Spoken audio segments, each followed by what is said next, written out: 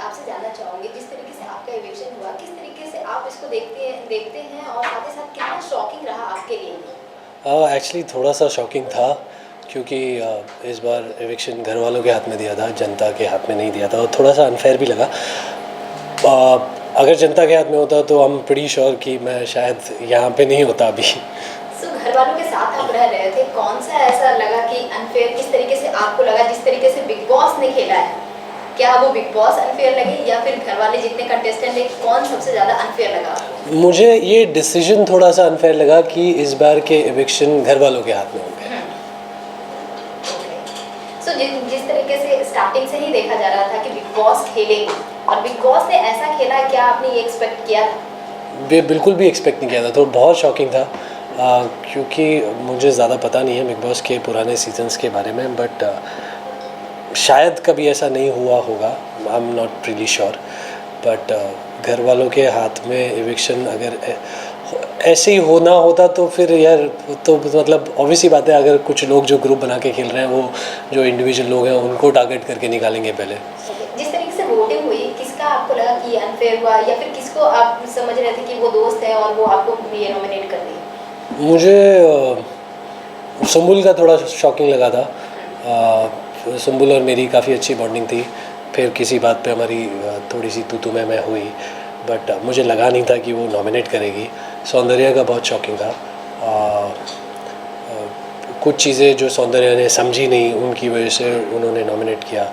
अर्चना का बहुत शॉकिंग था क्योंकि जब अर्चना दोबारा घर में वापस आई थी और प्रियंका, मैं और सौंदर्या उनको लाने के लिए थोड़ा लड़े थे, तो अर्चना ने उस टाइम पे बोला था कि मैं माता रानी की कसम खाती हूँ, मैं तुम तीनों को तो कभी नॉमिनेट नहीं करूँगी।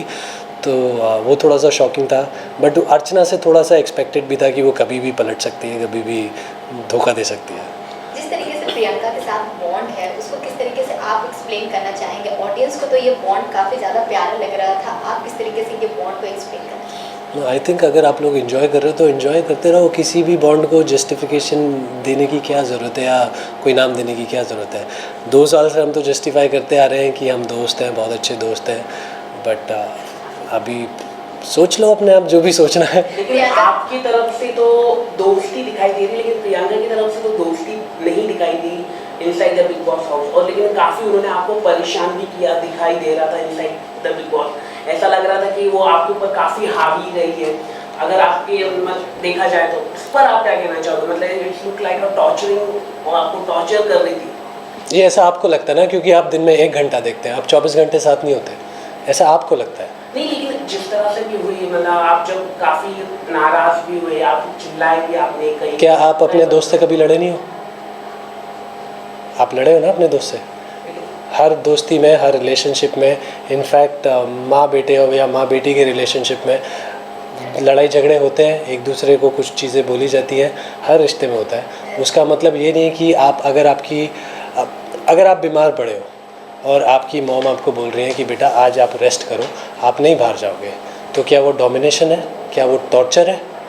वो केयर है। अगर आपके ही फ्रेंड साजिद सर, उन्होंने भी आपको कई बार बोला कि she do over the board, आपके सामने खुद उन्होंने बोला, उस पर मतलब घर के लोग खुद कह रहे, मैं तो चलो 24 आवर्स में नहीं था, मैं तो सिर्फ 1 घंटे का एपिसोड देखता हूँ, लेकिन वो 24 आवर्स के अंदर जो साजिद हो, शीन हो, हर कोई जो घर के लोग हैं, अर्चना, वो भी कई सारे लोग बोलते थे कि she going over the board. अगर उन लोगों को हमारी दोस्ती इतनी समझ आती तो वो प्रियंका से डर के अपनी मंडली को पलटन नहीं बनाते और हम दोनों को टारगेट नहीं करते, क्योंकि उन लोगों को दिख रहा था कि हम दोनों एक दूसरे के कितने बड़े सपोर्टर्स हैं और एक दूसरे के लिए पिलर्स हैं। आप, मैं ना नहीं कह रहा हूँ, लेकिन जो मतलब आपको मतलब हर वक्त मतलब बोलते रहो एक्सप्लेनेशन।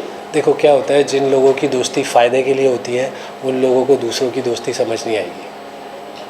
मैं जानना चाहूँगी बेस्ट मोमेंट क्या कुछ रहा है प्रियंका के साथ आपका? बेस्ट मोमेंट जब घर से चिट्ठी आने वाला टास्क था और प्रियंका को वो चिट्ठी पढ़ने का मौका नहीं मिला था और मैंने उसके लिए एक ऐसी चिट्ठी पढ़ी थी, तो आई थिंक वो बेस्ट मोमेंट था। प्रियंका के अलावा और किसे आप ये ट्रस्ट करते थे और हमेशा उनके साथ बॉन्ड बना कर रखना चाहेंगे? साजिद सर, उन्होंने हमेशा मुझे सपोर्ट किया है और मुझसे भी जितना बन पड़ा मैंने किया उनके लिए। और हमारी दोस्ती जो भी हुई वो किसी गेम की वजह से नहीं हुई, वो दोनों के पर्सनल इंटरेस्ट की वजह से हुई। उनको भी सिनेमा बहुत पसंद है, मुझे भी सिनेमा बहुत पसंद है, तो हमारी बातें भी ऐसी सिनेमा से ही शुरू हुई। एंड प्रियंका के अलावा सिर्फ साजिद सर हैं जिनके साथ मैं घर के बाहर भी दोस्ती रखना चाहूँगा। घर में सबसे ज़्यादा स्ट्रॉन्गेस्ट प्लेयर कौन लग रहे हैं? प्रियंका। प्रियंका के अलावा अगर बात की जाए तो उनके बाद कौन लग रहे हैं? मैं कैसे बोलूँ कि उसके अलावा कौन स्ट्रॉन्ग प्लेयर है? सब तो ग्रुप में खेल रहे हैं, ग्रुप में किसकी इंडिविजुअलिटी निकल के आएगी, किसकी पर्सनैलिटी निकल के आएगी? एक इंसान नहीं है घर में जो ग्रुप में नहीं खेल रहा। 6 लोगों की मंडली थी, उसमें से मैं और प्रियंका अलग थे, सौंदर्या, अर्चना वो लोग अलग थे, लेकिन हम दोनों को टारगेट करने के लिए वो भी मंडली में जाके मिल गए और पलटन बनाई। तो आप किसको स्ट्रॉन्ग बोलोगे? आपके एलिमिनेशन के बाद प्रियंका का क्या कुछ होगा टेक, या फिर किस तरीके से उनका गेम देखते हैं? कहीं ना कहीं वो वीक होते नजर आएगा या फिर और स्ट्रॉन्ग बन जाएगी? आपका क्या कुछ इसमें? मुझे लगता है कि अब प्रियंका बहुत और ज़्यादा स्ट्रॉन्ग होगी, क्योंकि वो अब घायल शेरनी बन गई है और पूरे घर को सर पे उठा लेगी और उसको पूरे घर वाले मिल के संभाल नहीं पाएंगे। क्योंकि आपकी जो मंडली की अगर हम बात करें, शिव ठाकरे हो या निमृत हो, निमृत कहीं ना कहीं क्या लग रहा है आपको, क्या ये गेम के लिए साजिद सर को, क्योंकि जहाँ पे उन्होंने आप कह रहे कि साजिद आपके दोस्त थे, लेकिन साजिद और निमृत का जो एक टास्क था जहाँ पर आप लगातार आपने उनको नॉमिनेट कहा भी कि निमृत इस तरह से गलत कर रही कि साजिद सर को रोक दे, लेकिन वो दोनों के प्लान था, वो अगर आप जानते हो भगवान का नाम लेके जो कुछ लिया था उन्होंने, वो सब प्लान था। तो कहीं ना कहीं निमृत हो, साजिद हो, जो मंडली है अपने बेनिफिट्स के लिए ही खेल रहे थे, लेकिन आप जाके वो उस प्लान के बारे में ऑब्वियसली मुझे नहीं पता था, और मुझे उस वक्त ऐसा लगा था कि साजिद सर एक्चुअली में जाना चाहते हैं उस टास्क के लिए और अपना स्टैंड लेना चाहते हैं, और वही एक रीज़न था कि उस टाइम पे मैं साजिद सर के लिए खड़ा हुआ था और मैंने बोला था कि साजिद सर को जाने दो। और इसी बात पे मैंने बोला था कि जिस इंसान के लिए आप हमेशा साजिद सर करते रहते हो, आप लो हो या खुश हो या कुछ हो, आपको साजिद सर चाहिए। तो जब एक वो इंसान आपसे बोल रहा है कि मुझे इस टास्क में इन्वॉल्व होना है, आप उस इंसान को रोक रहे हो, उसको गेम नहीं खेलने दे रहे हो उसका, तो उस वक्त मुझे लगा कि ये जो दोस्ती है कन्वीनियंस की दोस्ती है, फ़ायदे की दोस्ती है। अगर वो नहीं भी होता, अब अगर प्लान भी है तो भी शिव और निमृत की दोस्ती साजिद सर के साथ क्लियरली दिखती है कि ये फ़ायदे की दोस्ती है, क्योंकि निमृत पहले गौतम और शालीन वाले ग्रुप में थी जहाँ पे उन्हें सपोर्ट चाहिए था, आगे बढ़ना था। जब उनकी गौतम से अनबन हुई, जब सौंदर्या उस ग्रुप में आ गई, तो वो जाके शिव के साथ मिल गई, क्योंकि आई थिंक उनको कहीं ना कहीं पता है कि वो इंडिविजुअल नहीं खेल सकती हैं और उनको सपोर्ट के साथ ही आगे बढ़ना पड़ेगा। आपका एलिमिनेशन बहुत ही ज़्यादा शॉकिंग है आपके लिए, हमारे लिए और साथ ही साथ फैंस के लिए। जानना चाहूँगी आपकी जगह किसको आप एलिमिनेट देखना चाहते थे या फिर होना चाहिए, कौन डिजर्विंग था? Sumbul, Nimrit, MC stand, but क्योंकि वो एक ग्रुप का पार्ट है और पूरे ग्रुप ने मिलके हमें टारगेट किया है, तो इसलिए वो नॉमिनेशन में भी नहीं आए। जिस तरीके से फैंस अगर हम स्टैंड ले बात रहे करें सिम्बुल हो या शालीन हो, ये तीन जो एंगल चले, टीना का लव स्टोरी जो चला, फेक भी चला, क्या लग रहा है आपको इन तीनों के बारे में? सिम्बुल भी काफ़ी ड्रामेटिक हो गई थी अंदर, आप क्या कहना चाहोगे? जब अर्चना को भी जब आउट हुई थी तो वहाँ पे भी वो चिल्लाना शुरू कर दिया था, एंड साजिद सर भी काफ़ी प्रोवोक कर रहे थे कि निकलो, इसको मारो, निकल। तो हाउ यू सी दे ये तीन मंडली थी, ये फेक लव स्टोरी चली अंदर? वो मुझे ऐसा नहीं लगा कि सुम्बुल और शालीन की कोई लव स्टोरी थी, क्योंकि सुम्बुल के साथ मैंने काफ़ी बातें की है, मेरा उनके साथ अच्छा बॉन्ड भी था, तो मैंने उन्हें जितना समझा है वो एज अ पर्सन है ऐसी कि वो अपने दोस्तों को गले लगाएंगी, उनके लिए कुछ चीज़ें करेंगी, उनका काम करेंगी।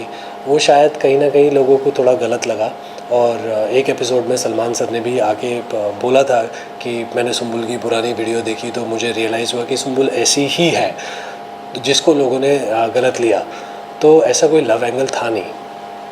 जिस तरीके से ये पब्लिक जो है बिग बॉस की और आपकी जो फैंडम है वो ट्विटर पे ट्रेंड करवा रहे हैं कि नो अंकित नो बिग बॉस, इसको पर आप क्या कहते हैं?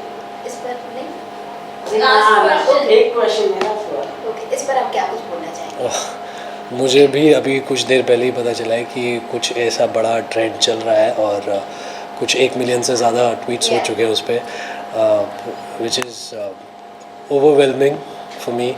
और एक्चुअली में मेरे बस इतना प्यार जो मुझे मिल रहा है उसको बयां करने के लिए शब्द नहीं है, बट सिर्फ इतना ही बोलना चाहूँगा कि I am very grateful and very thankful for all the love and support. Okay, जो अर्चना है, अर्चना की अगर हम बात करें, क्या लगता है अर्चना जो हर जगह पे इतनी फाइट करती है, चिल्लाती है, लेकिन मुफट भी है, मतलब जो है सबके मुंह में बोले।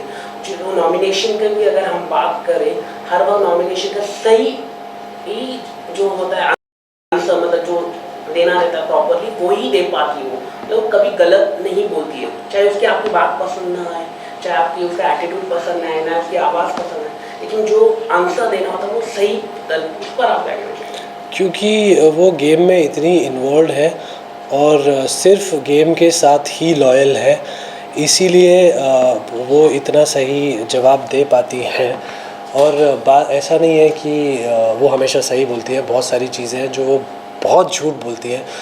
बहुत लोगों में झूठ बोल के लड़ाइयाँ भी लगवाती हैं और लड़ाई लगवा के वो निकल जाती हैं और इन्जॉय करती हैं। Okay, thank you. एक आखिरी सवाल, जो मंडली थी जो बार बार साजिद सर को, साजिद सर के लिए मतलब बार बार जो भी गलत नहीं होता है वो बोलते थे, देखो एक जो पर्सन है अर्चना ने ही मतलब आवाज़ उठाई थी कि हाँ ये मंडली है। ये क्या लगता है कि इतने क्यों दबे हुए थे बिग बॉस के जो कंटेस्टेंट, इतने क्यों दबे हुए थे कि साजिद के खिलाफ बोलना, मतलब पहली बात तो ऐसा इंडस्ट्री की वजह से नहीं, पहली बात तो ऐसा नहीं है कि सिर्फ अर्चना ने आवाज़ उठाई थी, प्रियंका ने उन्हें बहुत बार बोला है, प्रियंका ने उन्हें बहुत बार बोला है। कुछ टाइम मैंने भी उन्हें जाके बोला है, सर यहाँ पे आप गलत थे, भी इसमें मैं आपको सपोर्ट नहीं करता, दोस्ती अपनी जगह है। और